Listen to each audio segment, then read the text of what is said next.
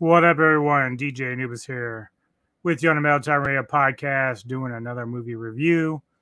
This time I'm doing The Requin from 2022, directed by Lee Van Keet, or Kite. I don't know how you want to pronounce that, but that's the director. The cast has a few people, but it's mainly down to the two main ones, Alicia Silverstone, who plays Jalen, and James Tupper, who plays Kyle, the husband. Alicia, if you don't know, she is an older name. She was pretty big during the 90s. Started out with Liv Tyler, Steven Tyler from Aerosmith's daughter in the videos they used to do in the early 90s. And then, of course, Alicia went on to do a great movie called The Crush with Carrie Ewells, and also do a role in the fourth Batman film with George Clooney and Chris O'Donnell. So you'll probably recognize her from that. Now, granted, some years have passed, so she's a little older now, but never really had a problem with her acting too much. Like I said, The Crush is a really, really good film if you haven't ever checked that out. The plot for this is a couple on a romantic getaway find themselves stranded at sea when a tropical storm sweeps away their villa. In order to survive, they are forced to fight the elements while sharks circle below. Before I get started in the review, I'm going to point out certain points in the film where there's just layers of dumb moves, okay? We can argue why someone might do something they do, but at the same time, just kind of like common sense is really there, and they kind of just threw that away for some of the dumber shit. But in order to make their story go forward, this is what they did. As mentioned, Jalen and Kyle are on vacation at a tourist location in Vietnam, an overwater bungalow. So basically, you've got a pier, and then like there's bungalows attached to it out in the water. So it's kind of cool. You get up, wake up, and if you want to take a swim, you just jump right in. Water's clear, very nice. Now, Jalen and Kyle are there mainly because Jalen had just recently lost a baby due to stillbirth. So there's a lot of trauma there, and it's creating a bit of a problem between how she's dealing with it versus how she's with her husband, and like they're just having issues. So they're trying to reconnect and try to get her mind back and relax and have a good time. And for a while, early on, like when they're there, Jalen's really spending a lot of time on her phone because they don't get a lot of great cell service unless you're right on the island. Because there is a moment where she's talking to her mom and I think her sister at that point on the phone while they're on the island. But once she gets back to the bungalow, which is only 500 yards away or something, cell service is not very good. So she's always kind of complaining about not getting messages and stuff. But Kyle has to keep telling her, let's relax. We're here to disengage from that and to just relax. And so he like starts jumping in the water.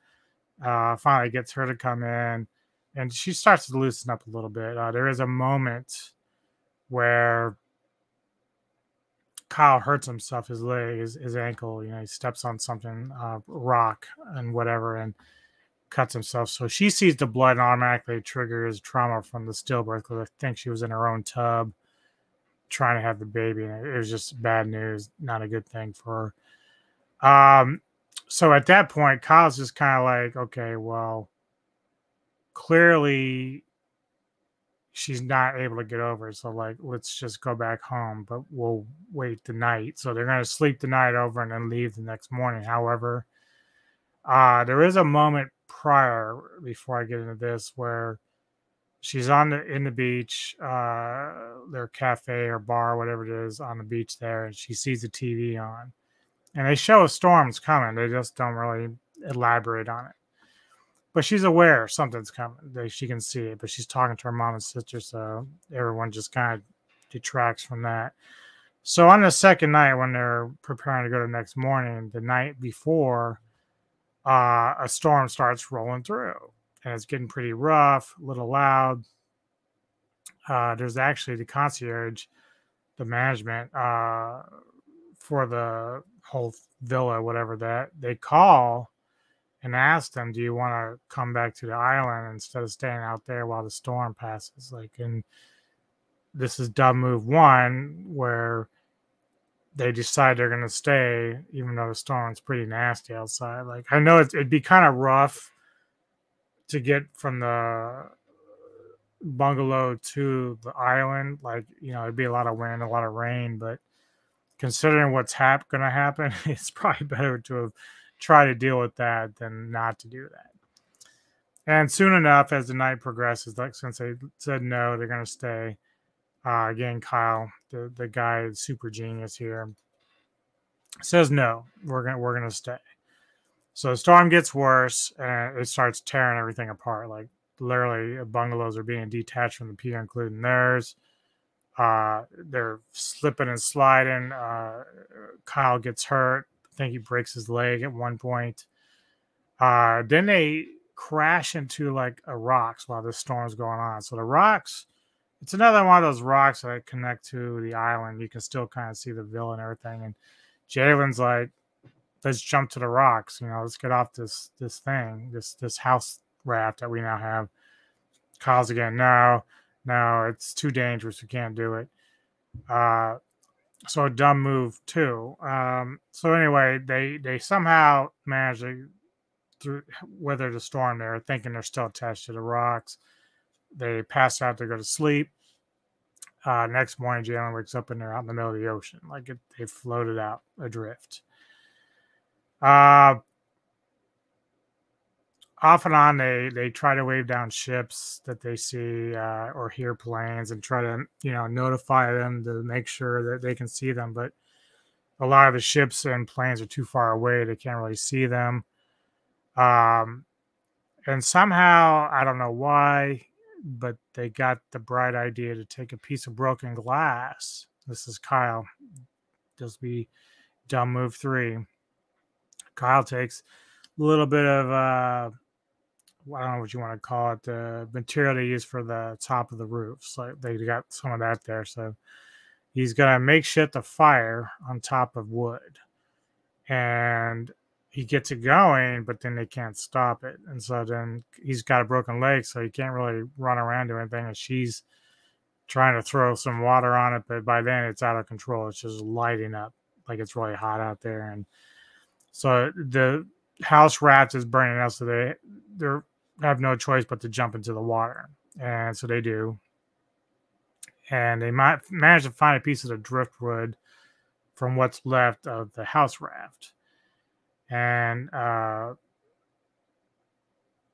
they get back on it kind of like almost like Titanic style, although both are dangling in the water. And so soon enough, they hear splashing and see Finn. And sure enough, great white shark's there. Yeah, big one. And because Kyle's been hurt with his leg the whole time, it's got blood in the water, doing all this, and this. Eventually, he's attacked, and the shark bites off both legs. They don't show it, unfortunately, but his legs are gone. Now, they do show the after effects of some things. So later on, I'll describe a scene that happens that, is not bad. I mean, there's a lot of CGI in this, so it's really not practical effect stuff, but the initial attack you don't see, you just know that it's happened. And eventually, because of his wounds, Kyle dies right there on the raft. Shortly after, as it starts to get dark, because Jalen's exhausted, he's done, but they kind of like wash up on a beach, and so she kind of pulls him as far as she can on the beach before kind of like collapsing and from exhaustion and passing out. Again, when she wakes up, the tide has come in and his remains have gone out to the water. So she starts making her way out there, but then she sees that his remains are being attacked by other sharks. So they're just out there eating whatever's left of Kyle. And so she's in about waist deep water, so she starts making her way back to the beach, but then another shark comes and attacks her and bites her in the leg, the thigh area. Now I can only assume it might have been like a younger shark, but again, this is CGI, so you're not really pinpointing what the age groups of these sharks are. Some are bigger than others. So she's attacked and hurt, and she's bitch. Now it didn't take out a chunk of flesh; it's just like the whole like scarring. So she can't go back in the water, so she decides she's gonna walk the coastline. But she's bleeding, exhausted, hungry, probably. Eventually, she comes across. I've never heard this term before. What is called a coracle. It's kind of like a little raft. It's round, and inside of it is a fisherman, a Vietnamese fisherman, sitting there, and he's sleeping with his hat on. So she gets in, and it kind of startles him, and then neither one can speak each other's language. So there's this problem with like how they're communicating. But she's showing him, hurt, thigh, bleeding. And he starts like doing his motions, like, oh, yeah, okay, oh, yeah, in his language. So, being a fisherman, he starts taking out his little needles and hooks, and his fishing line. He decides he's going to sew her up. Just throws on some whiskey or whatever he had there. He was kind of like a drunkard, I think. So he's sewing her up, and she eventually passes out. Now, his coracle stays in place because he has like this makeshift anchor, but it's a big ass anchor for that little thing, but keeps him from floating out to sea or whatever. He stays in one place, so it's pretty heavy. So he's trying to pull it up, but it's hooked on something. So he jumps in, and lo and behold, he's attacked by a shark. And he comes up, and the great moment there is his arm's missing. So you see the arm first float up in the water. He comes up, and you can see it's not there anymore. And eventually the shark just grabs him and finishes him off at that point. Then attacks the coracle. And there's like the first moment in this where the last 15 minutes here is where the movie gets fucking stupid as fuck. I'm not going to tell you exactly what she does, because in case people want to watch this for themselves to experience the ridiculousness of it all, I'll let you do that. But I kind of attribute this last 15 minutes to like how I felt about The Shallows in that last 15 or 20 minutes of that film. Both films had promise before it got to those points, and I think before it got really ridiculous, and that's not even like the first part wasn't even where she actually killed the shark. It was just how she was fighting it. Then we get to where she kills the shark, and that's still corny as fuck. The film, of course, ends. She's in the water, and some people on the island see her, and then that's kind of how it closes out. The funny thing about this film is that it would have been better served as just a survival film, and I know it kind of already is, but really, you don't even get to any sharks till like after an hour. So, and I'm okay with that, because as long as your story's got an interesting plot, and they really spent a lot of time with Jalen's trauma and her interaction with her husband. Like they're just trying to work through this thing with the baby thing, and so you spend a lot of that time doing that, setting it up, and then of course they have a little bit of bickering when the storm happens, because they're frustrated, they're scared, they're out in the middle of the water. So there's a point where Jalen lashes out at Kyle, like, you always have to be the one, be right, this and this. But by the time, even with the shark stuff, like even with Kyle, taking the L, that's still a better story than what ends up happening in those last 15 minutes. So like when he finally dies and she rolls up on that beach, and then his body goes back out to sea the next day, that's still a way better ending. Like you could have added to that where she went back home, and while dealing with the grief and the sadness of the baby and now her husband, there's also this point that she proved to herself that she could survive something like that. And and how she dealt with that with her family members and stuff. Like they could have explored that all over instead of going to the ridiculous and absurdity of what they did. Um, and I don't know why, like they do. Like I said, The Shallows, the same thing. Like you had a really good story, uh, but instead of just using it in terms of, I think Blake Lively was the actress in that. So rather than just have her outsmart the shark in terms of getting back to the beach, we had to go into the world of the stupid and just craziness that makes no sense. Um, and that's how this film is. Like it just, instead of like being thoughtful about it and just concentrating on the story, we decide we're going to try and make it somehow be like an action film. Like I know that the ending of Jaws is kind of absurd in some ways, but it's still on a level keel in terms of the story. Whereas these two films, I hate bringing The Shallows up, but that's the closest comparison I can make it to right now. The way they handle the endings is just way beyond that. So, like, with this, like, you know, if you're going to focus so much on her trauma and grief and the backstory to both of these characters, which they really never dive super far back, it's mostly flashback stuff. It would have been better served for the film and then just done something else at the end where she kind of just got over it eventually or whatever. And whatever the case you wanted to write there, but the way that it happened just didn't really work for me. And it just kind of ruined what might have been a little bit better of a film had it not gone that direction. My rating for this film is a 6 out of 10.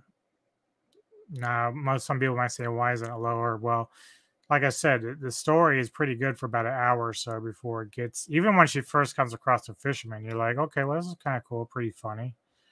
But then it just starts going stupid. And I don't know. I just, it could have been so much better. So 6 out of 10 is fair. I think even if it had done what I thought it might do or should do, the best it probably could have done is a 7 or 8. But either way, it's an average shark film. There's a lot worse out there at this point, but they really did themselves a disservice by doing it the way they did at the end there. So anyhow, also, I do have my new top 5 albums of the week, if you want to check that out. And then I'm going to try to get a couple of trailer reactions today done as well, because I know I'm a little behind on that.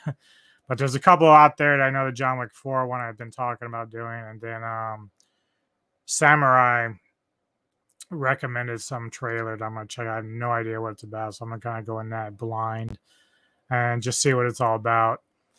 But yeah, thanks for checking out this review. I appreciate it. And take care of yourselves. See you next time.